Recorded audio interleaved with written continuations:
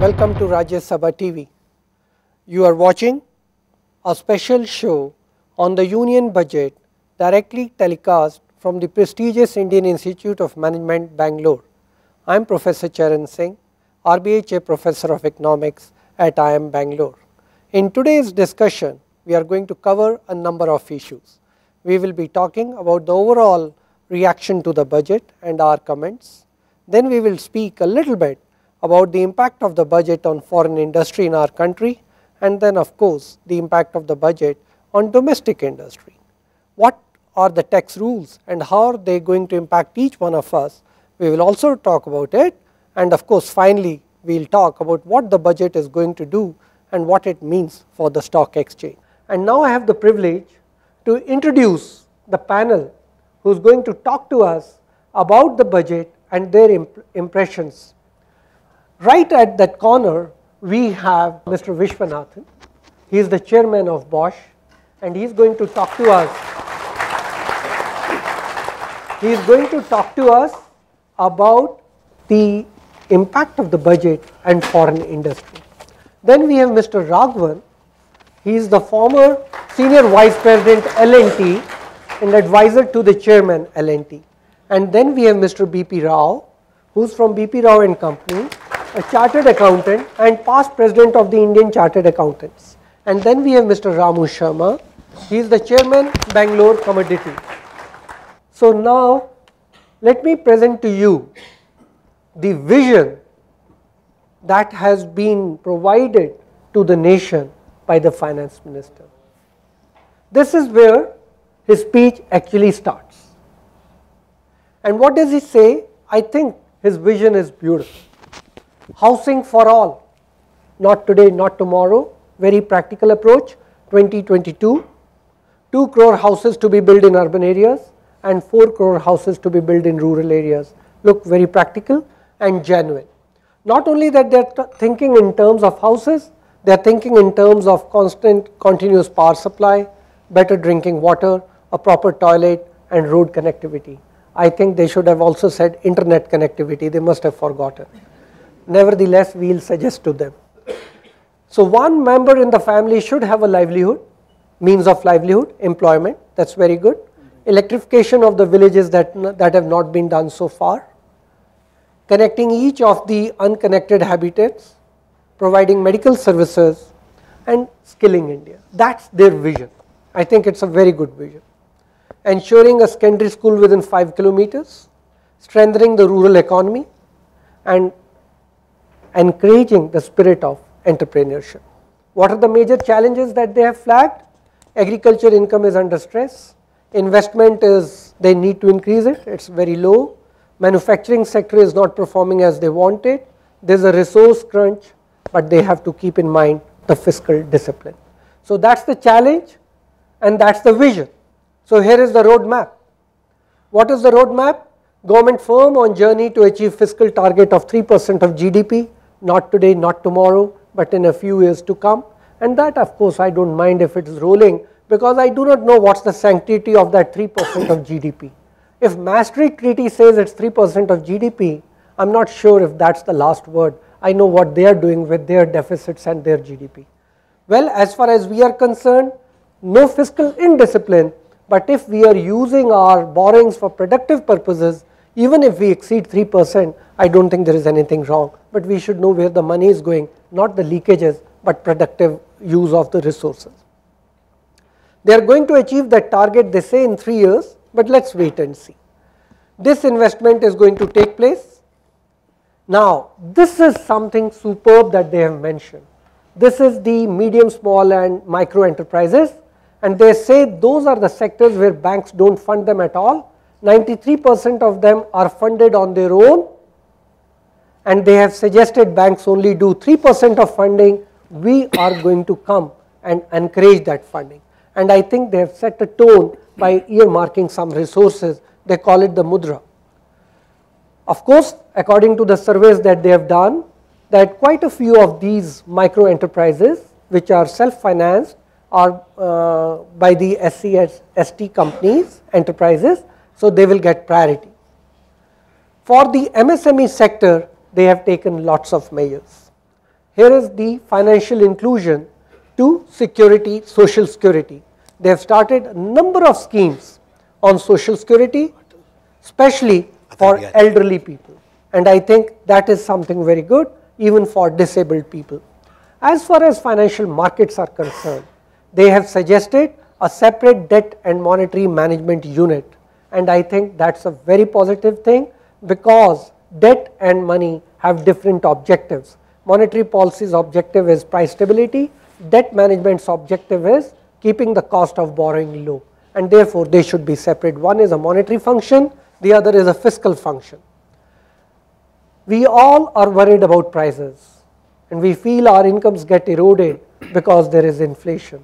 For the first time, they have come out with an agreement with the Reserve Bank of India saying that we will look at, the agreement will say, we will look at what level the prices are going. It's, I think, a precursor to inflation targeting. Another excellent scheme that they have announced is monetizing gold. It's not that this is being done for the first time. Gold has been, the country has been trying to tap 21,000 tons of gold sitting inside the households and temples, totally unsuccessful. Various schemes have been announced at different points of time, not very successful, and this time they are announcing this, and I think they have some new ideas. They are going to come out with their gold coins with the Ashoka Chakra on it. They are going to incentivize the banks to take part in this.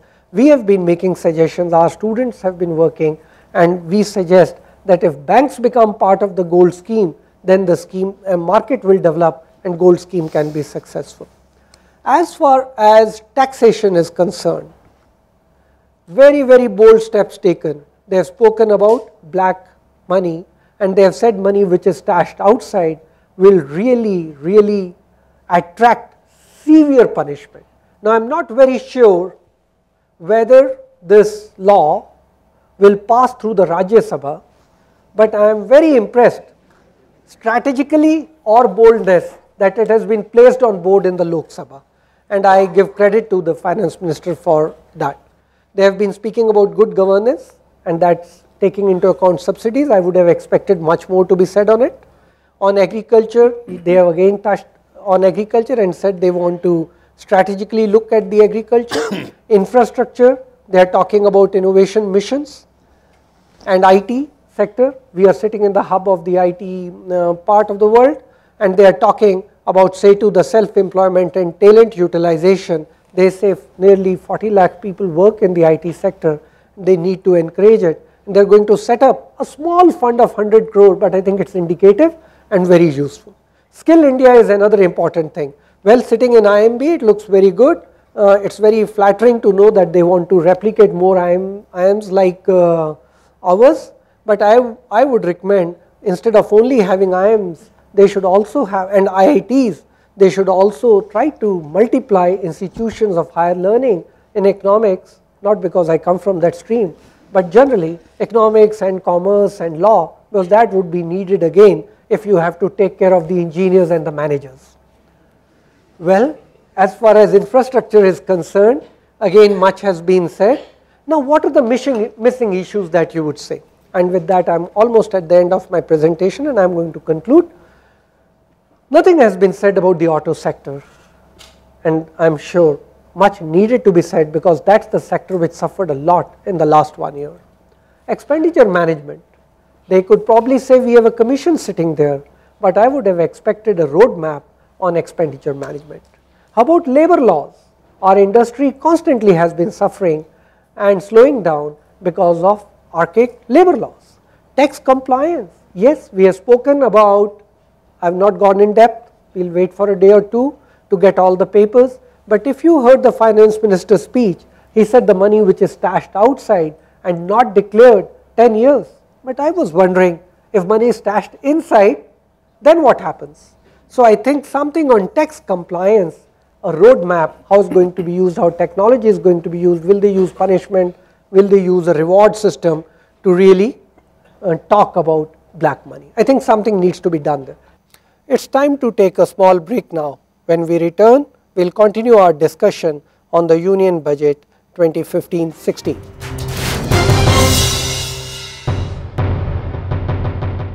Welcome back, and let us continue with our discussion on the union budget. I would like to go down to you, Mr. Viswanathan, and have your observations. Thank you, Professor Charan Singh. The first and foremost is that today on the 28th of February 2015, we are on a very positive environment. India has never had it so good in relation to the other emerging markets. Look at China. After a stupendous non-stop growth of 8% plus over the last 20 years or more, they are looking down a slowing economy.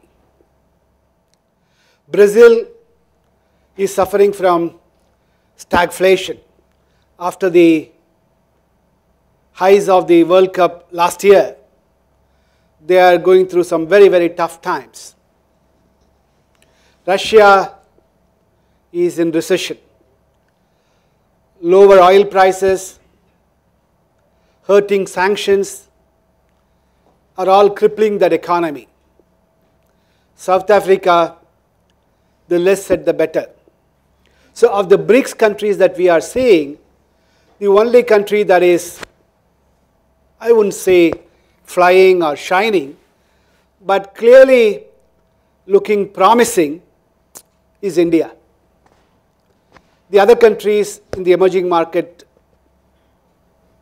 are not really doing too well. So we are starting on a very good platform. Why do I say we are starting on a very good platform? Number one, because the inflation is at a very acceptable rate of 5-6% at the retail level. I'm not talking about the wholesale level. Secondly, we are also looking at a very comfortable current account deficit. Professor Charan Singh talked about current account deficit of 1.5% of GDP this year, which is not too bad at all. Rupee has been remarkably steady compared to many other currencies, both hard currencies as well as emerging market currencies.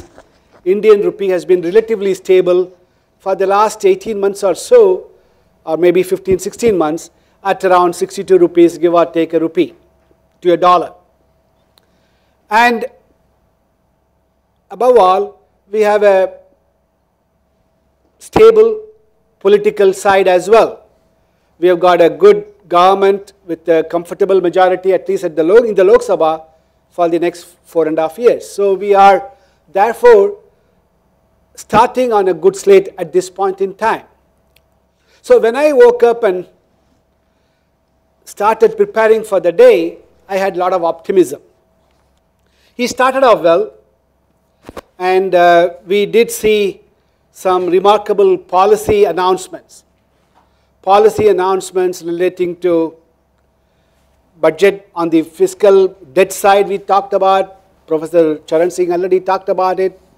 We talked about the stability in the taxation policies and the reassertion by the finance minister of not resorting to retrospective tax legislation. He doesn't want to give up that right, but he doesn't want to exercise that right, he says. And he said that instead of being a job-seeking economy, we will strive to develop a job-creating economy. So far, so good. But then, when you look at the various announcements in the last 9 months of this new government, starting from Make in India and making manufacturing occupy its rightful place in the Indian economy, we started having very high level of hopes. Hopes in the sense that manufacturing, which used to account for nearly 23, 24, 25% of our economy about 20 years ago, an industry which includes manufacturing plus utilities plus other aspects, which used to account for nearly 30, 32% of our economy, is now less than 20%. Manufacturing is around 15, 16%, and industry may be around 21, 22%. Agriculture is another 16, 17%, and the rest of it, 55, 56% coming from services. And this Make in India, of course, is a very powerful, very inspiring concept. It's not new. In fact, the previous government understood the need for giving a boost to manufacturing. 5, 6 years ago, they set up a committee under Mr. Krishnamurthy, the doyen of both private sector as well as public sector industry. And he chaired this commission called the National Competitive Commission. And he, after a lot of research and a lot of work with the industry, suggested that our manufacturing needed to be given an impetus so that manufacturing contribution can be increased from the then 17% of the GDP to around 25% by 2022, by 2023.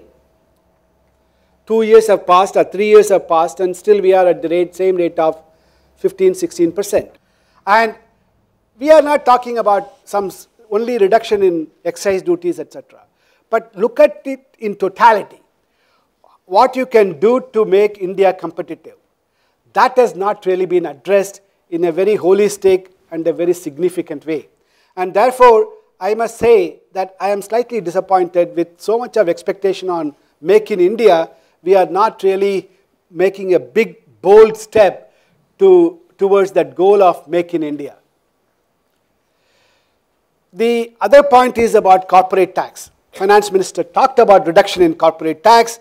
I was about to give a big smile, but immediately he said that this corporate tax is going to be reduced by 5 percentage points from 30 to 25 over the next 4 years commencing from 2016. So this year he has left it out. 4 years, but on the other hand he also said that this is going to be compensated or compensated by reduction in exemptions. Many of the exemptions like weighted reduction for research and development, etc., etc. So if exemptions go, and therefore that benefits are taken away by this reduction in corporate tax, then I think you are going to have a zero-sum game, and whatever you have taken, given by one hand, you are taking it away by other hand, then it is not really going to be of great help. The last point is wealth tax. He did say that he is going to abolish wealth tax.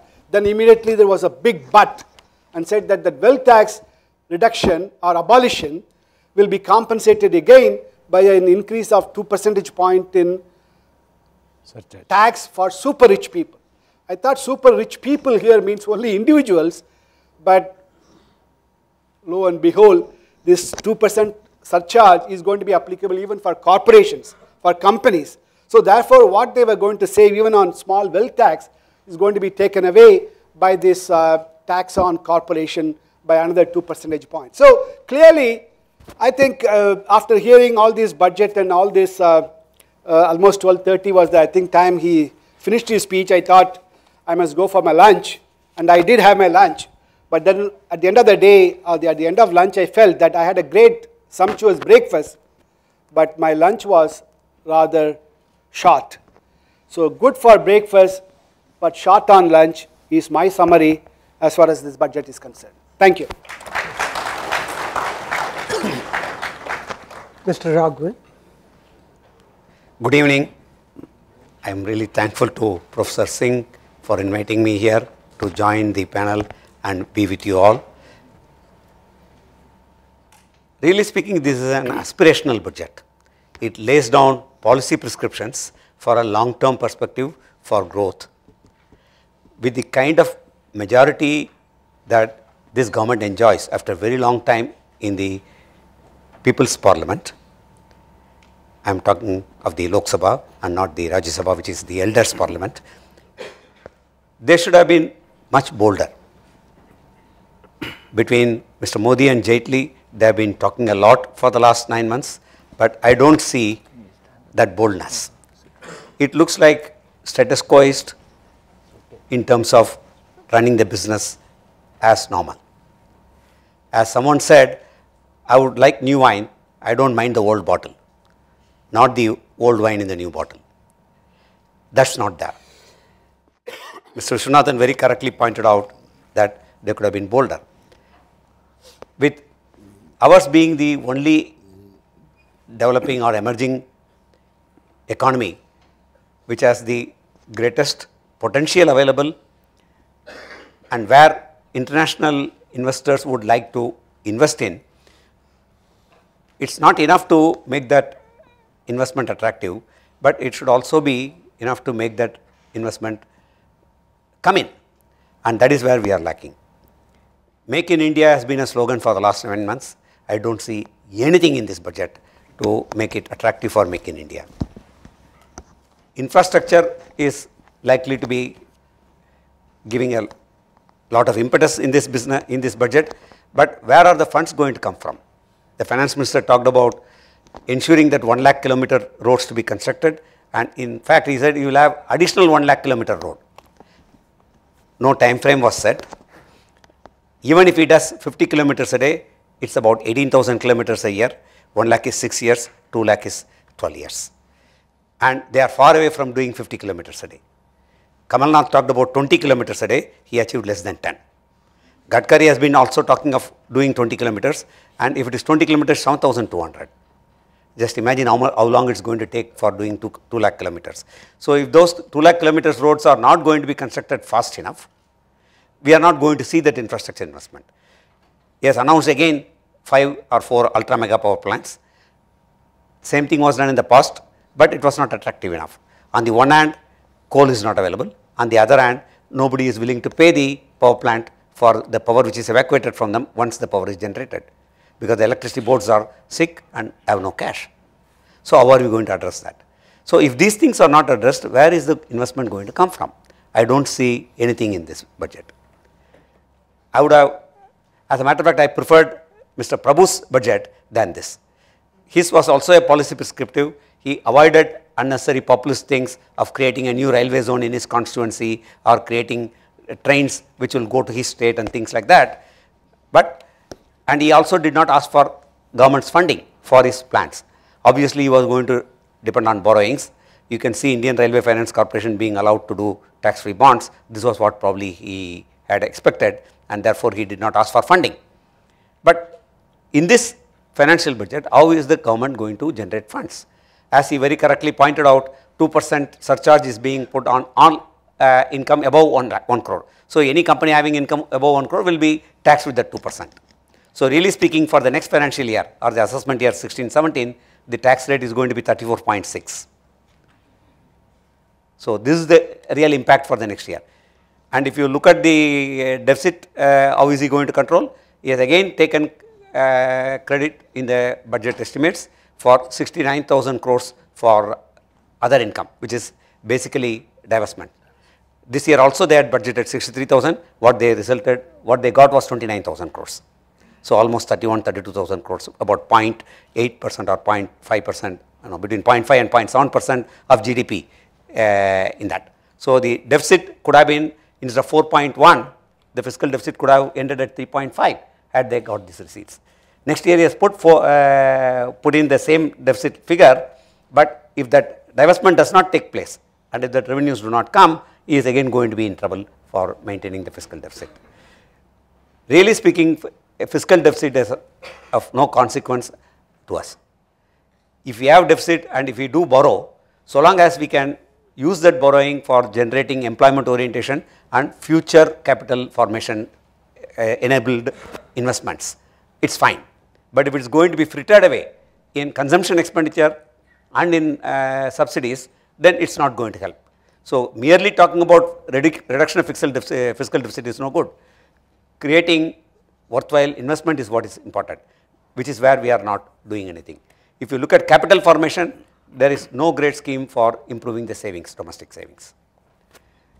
The gold schemes are unlikely to bear any fruit. Most people in India like to have gold at home, not just the ladies, because every family feels that having some gold in their family is always a sign of stability for themselves. Just for some rare occasion when they need some fund, they can immediately sell. It's like cash. So nobody is going to come and give that gold. Maybe they can persuade some temples who are under the government control to park their gold into that schemes. But otherwise they are not going to generate enough gold schemes. Really speaking, the government has to find other ways of getting revenue. They must stop the leakages, reduce the subsidies and improve the tax revenues. There is no point in chasing 100,000 or 500,000 or a million or 2 million taxpayers who will pay less than 5,000. They can as well let it go. Just as he said, I will let go of wealth tax because I can collect it by way of surcharge. He should increase the tax rate for say between 10 lakhs and 50 lakhs and maybe 50 lakhs and 2 crores and then above 2 crores and drop it below 10 lakhs to 0. The collection efficiency will improve, you will get better revenue.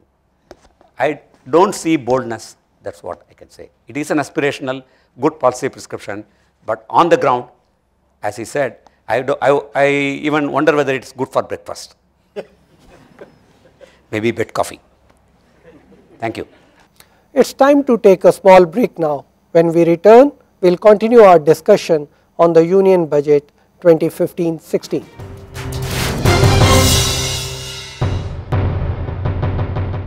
Welcome back and let's continue with our discussion on the Union Budget. Good evening, ladies and gentlemen. So I am extremely thankful for Professor Charan Singh and for you for having invited me this evening, 28th of February. Before I proceed, I would like to say one thing. All your intentions are useless unless it is implemented. Today's our Finance Minister's speech, whatever is said in the earlier hour, all the intention is very good, extremely good. That is the vision. That's what the Prime Minister also telling last 9 months. But we have to see some implementation of those vision. That's important. See, today's budget, nothing new at all. In a tax, that you see now, last year our threshold limit was 2,50,000. It is not increased at all now. And ATC, there is not much increase except that 50,000 rupees. And there is, they say that we have to build the roads, 1 lakh kilometers per year. But where is the resources, what they plan?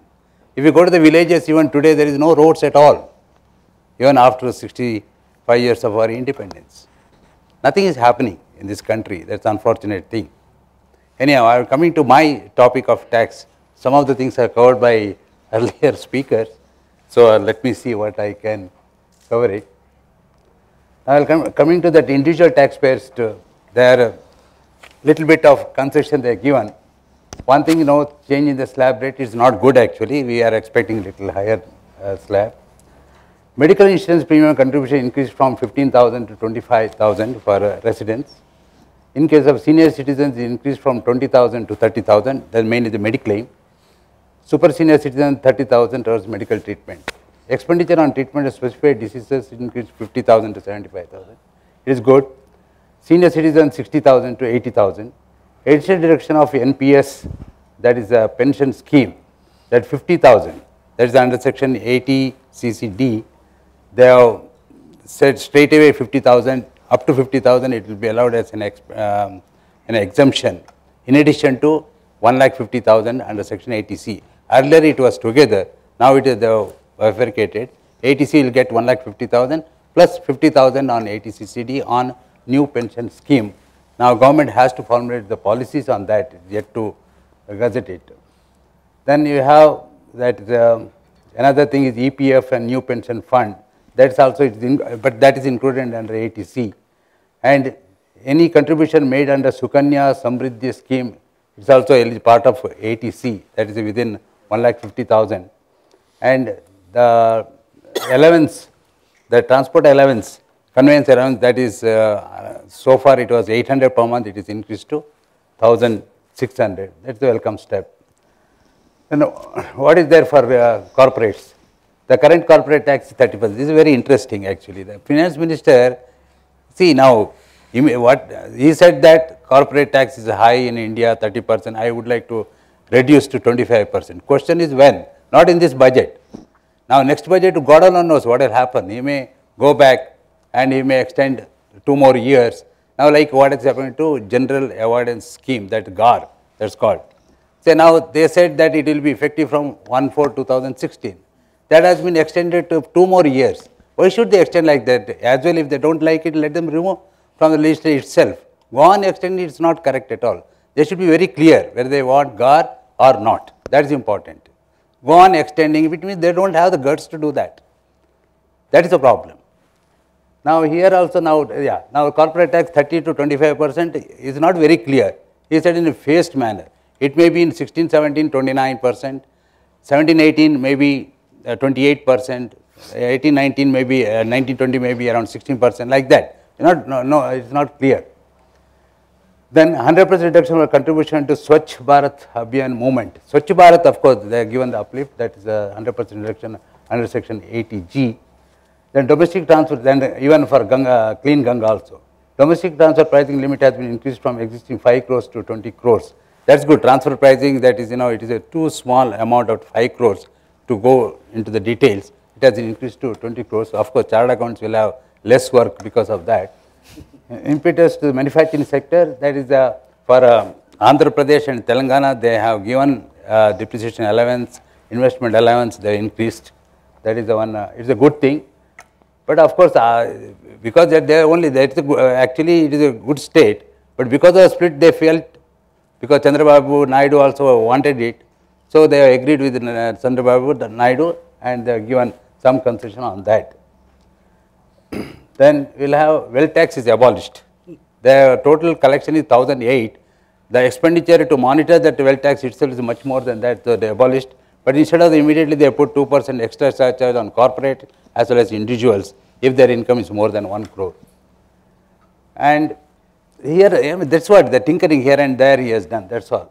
Then direct tax code, since last 5 years, we have studied so many versions of DTC and we have spent so many hours and days to understand DTC. Now they say finally DTC will not be implemented at all. So that is the problem with the chartered accounts, even for the students also. Whenever you study, we are not very sure whether it will come through. So best thing is only legislation is made, then only you have to study. So you will come in with a new scheme. Methods to curb black money, that's also intention is okay. Now we say now 20,000 under section 269 SS and 269T, the acceptance of deposits and repayment of deposits about 20,000 should be in only through the cash, only through the check. Now this real estate transaction also included in that. It means real estate transaction in agreement, he cannot accept in cash if it is more than 20,000 rupees. This is okay, this is a little bit all right. Foreign investment, because they always support the foreign investment, so retrospective tax provision is hereafter avoided. That's what they guarantee every budget. I think it is not very clear. As I said, implementation of GAR is postponed. Tax on royalty and fees technical service reduced from 25 to 10%. Then permanent establishment. Suppose foreign company is having some representative here. Earlier, so far it was treated as a permanent establishment. In future, it will not be. It is good for the foreign companies. Indirect tax proposals, GST will be implemented 1/4/2016. Hope it will be done. If they do it, it is good. But we are hearing the GST since the last maybe around 7-8 years. Hope this government should be able to do that. That is very important. The intentions are good. Implementation is very, very slow. That's what I said earlier. Then custom duty here and there, he has done it. That's normal. See, in any budget, there should be some direct taxes, some indirect taxes he has to touch. Some rate here and there he has to do it. Purpose and intention, we are not very clear. So there is some changes, existing duty rate on 55 to 10% in the coal and steel and commercial vehicle. Earlier we discussed, who will import the commercial vehicle? Nobody. But the rate has gone from 10% to 40%. These are the things will not be used. In India, every finance minister he watches, and they give the exemption, it will be in the legislature. The moment that exemptions are utilized by everyone, most of the people, immediately they remove the exemption. because their intention is they should be in the rule book, but nobody should utilize that exemption. If they utilize it, then they will go back and reverse that. That's the thing, that's what is happening in India. Then excise duty for easing doing business, education, higher education levy is exempted. However, the rate of excise duty is increased from 12 to 12.5%. Now it was 12.36%. Now they made it only one figure, 12.5%. There is no separate cess and other things. Excise duty on cigarettes, tobacco is increased. That I think in the last 25 years, I am seeing every budget there is increase in the tobacco. I think the best thing is what they can do. They ask the manufacturer to stop the production. Instead of simply saying that every time will increase the excise or I mean what is that, smoking is injurious to health, why can't you take action on the manufacturers? Excise duty on wafers, manufacturing integrated circuits, reduction from 12% to 6%, like that small things here and there he has done it. Then service tax, it is increased to 12.36%, 14%, it will affect us also. Now we have to charge our client at 14%. There were negative lists, there are some exemptions, now they are withdrawn. For example, mutual fund, the agents when they sell the mutual fund, there was no service tax, now they have to pay service tax. So the little bit service tax, I think medical list also they can remove. Every service has to be taxed. Instead of doing every year, some year tinkering with someone's here and there, why can't they just say negative list not there, every service will be taxed like that. I think these are the things, problem is, every year, that's what it's a ritual now. The tax proposal, indirect tax proposal, their intention. So now, they have not done anything for infrastructure development. They have to say that we will collect the money by way of tax-free bonds and other things, we will put so much money for infrastructure and build the roads, then there is something, here is nothing is there. So according to me, all this, the budget is only a ritual and nothing special in this budget. We can say intentions are good, no implementation, and we have to see what they will do next year. Next year I think same thing will happen in a little different manner, here and there, that's the thing. So again we will meet you next time hopefully. So thank you very much for your It's time to take a small break now. When we return, we will continue our discussion on the Union Budget 2015-16.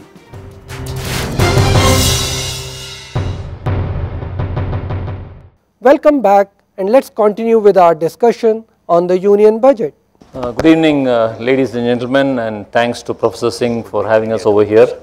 The topic I am supposed to cover is impact on financial markets of this budget. Financial markets look at several factors in a budget. On a macro level, they look at what direction the government is going to give to the economy,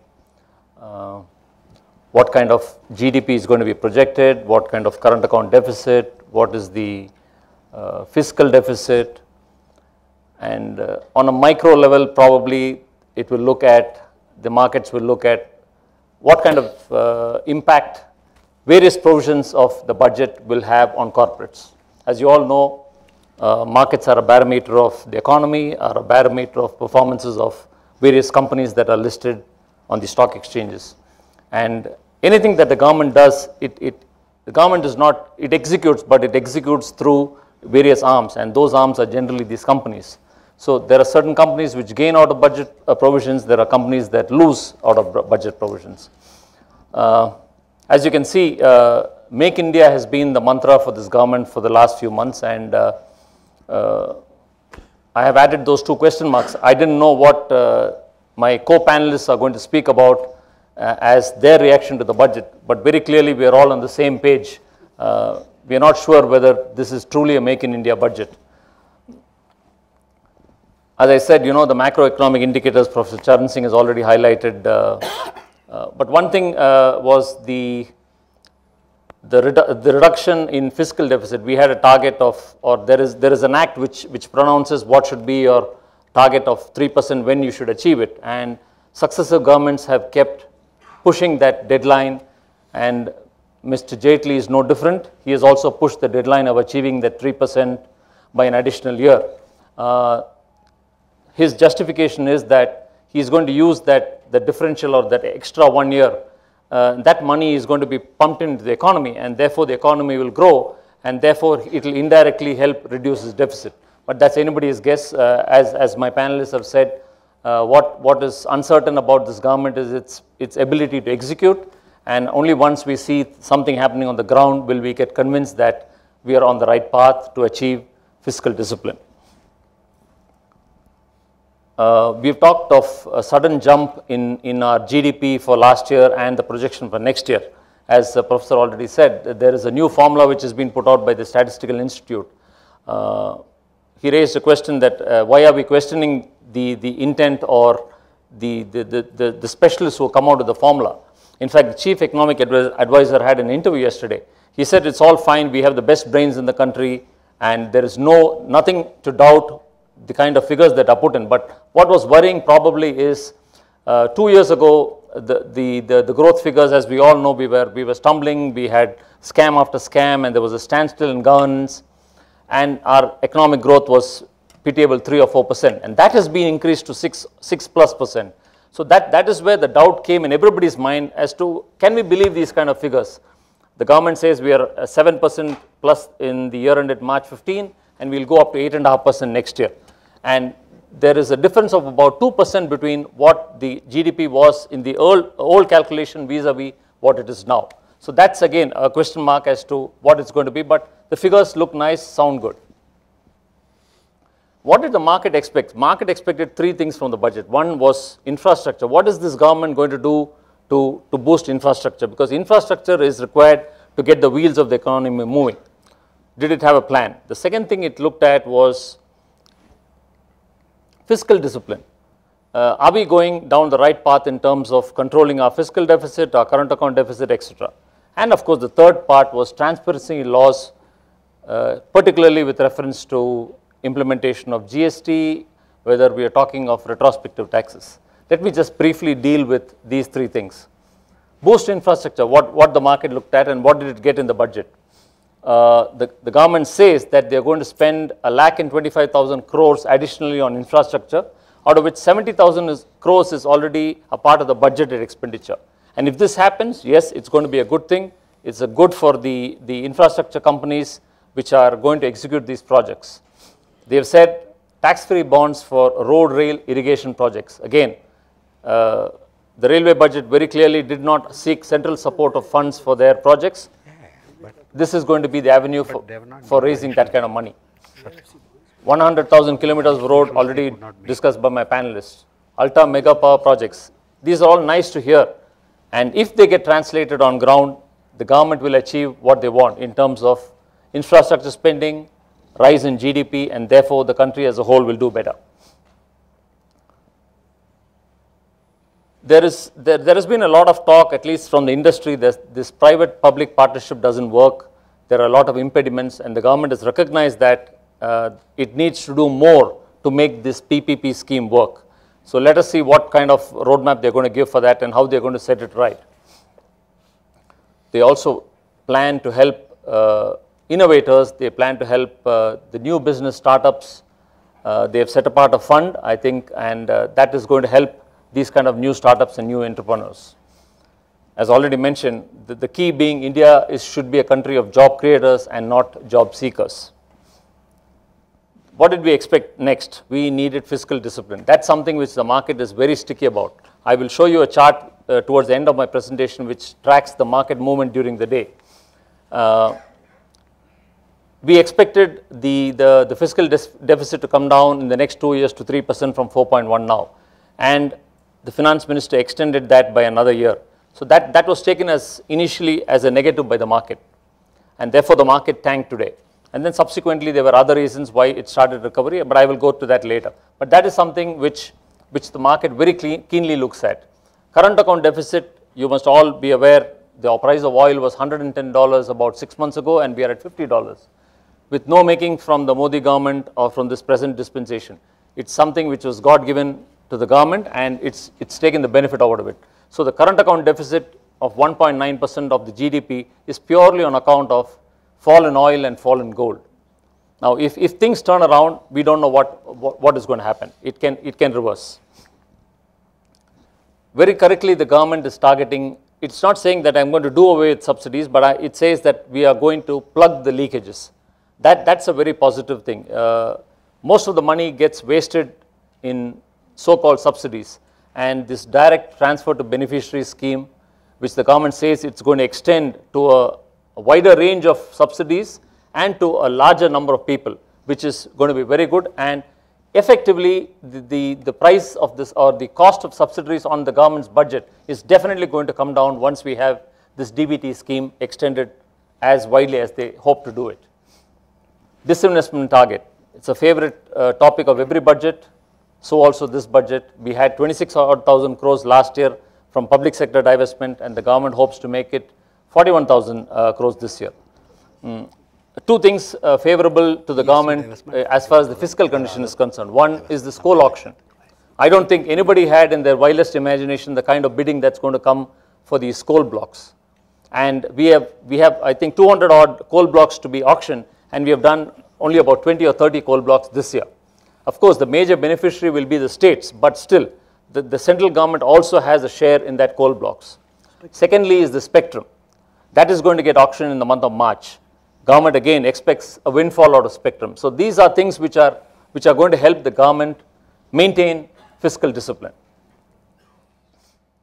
What are corporates looking for? They want clarity as far as taxation is concerned. They do not like retrospective taxes. In fact, I was seeing an interview today where one of the panelists mentioned that corporates have taken insurance policies for $7 billion just to protect themselves against taxes, against these retrospective taxes. And that thanks to our now president, earlier finance minister. He was the one who started off on this retrospective tax regime.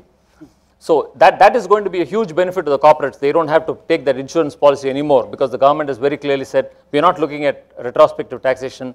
Whatever we do, we will do it prospective. Even this general anti-avoidance rule, which is called the GAR, which the market just hates, the government said we'll push it by 2 years, and it'll always, whenever we bring it in, it's going to be prospective.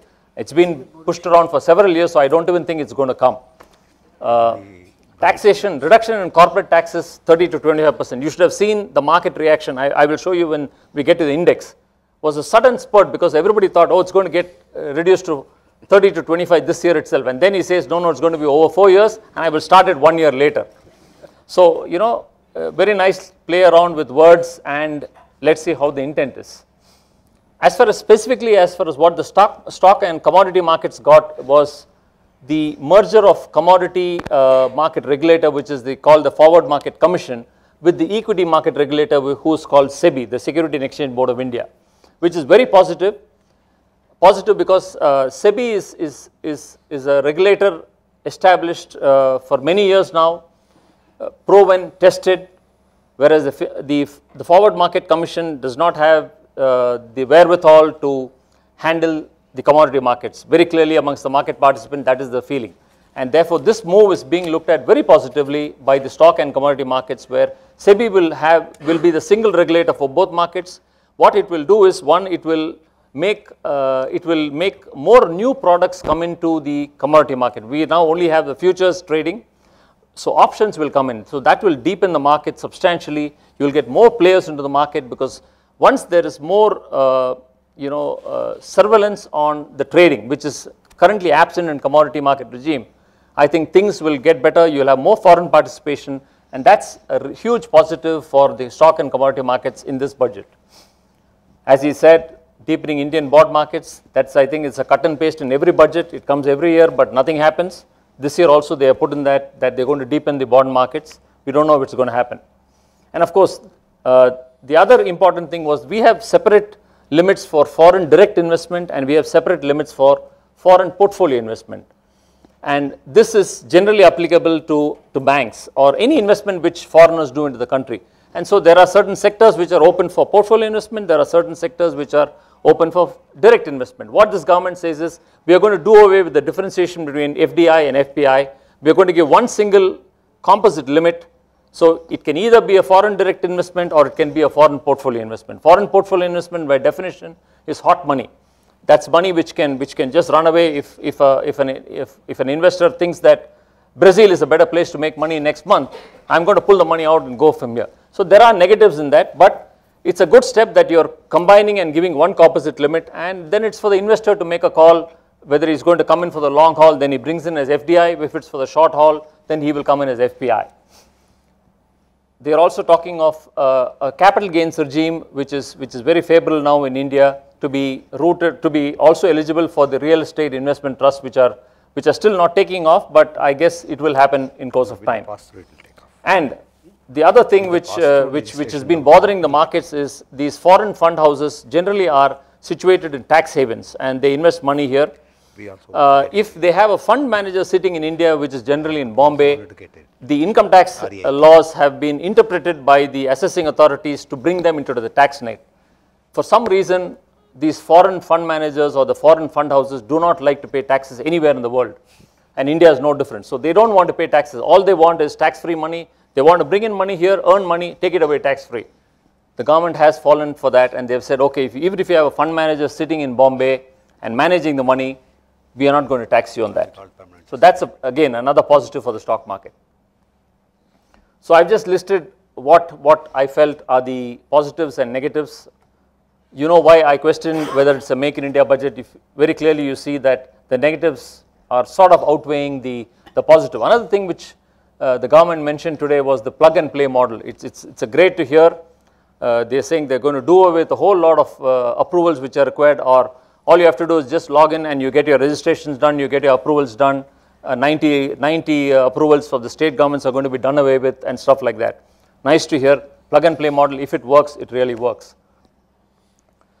And finally, as has been mentioned here, there is nothing to spur domestic consumption. Manufacturing will pick up only when there is domestic consumption. And as a budget, you should have done something. You're talking of Make in India, you're talking of getting the GDP to 8% plus. You should have had something to push consumption up and thereby help industry perform or increase. I mean, if you get more consumption only, you will have full capacity utilization.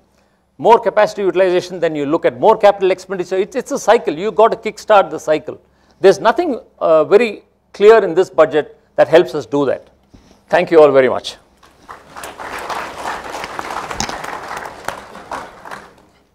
Thank you for watching Rajya Sabha TV. Hope you enjoyed this episode about the Union Budget discussion directly telecast from IIM Bangalore. Keep watching Rajya Sabha TV.